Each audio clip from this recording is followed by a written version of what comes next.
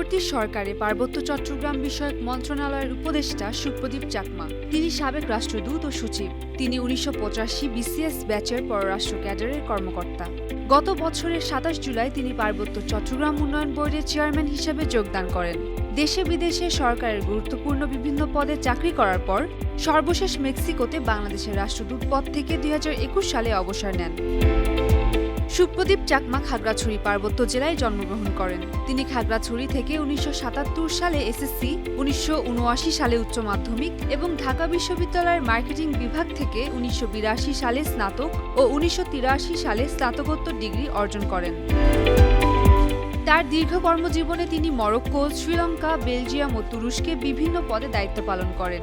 তিনি পররাষ্ট্র মন্ত্রণালয়ের প্রশাসন, কনসুলার রাজনৈতিক অনুবিভাগে এবং প্রোটোকলে দক্ষতা ও নিষ্ঠার সঙ্গে বিভিন্ন শাখায় সহকারী সচিব, পরিচালক ও মহাপরিচালক হিসেবে কর্মরত ছিলেন।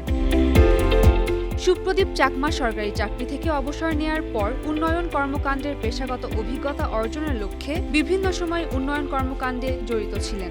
পারিবারিক জীবনে সুপ্রদীপ চাকমা ও তার স্ত্রী নন্দিতা চাকমা ২ সন্তানের জনক। News desk, ৫২ TV.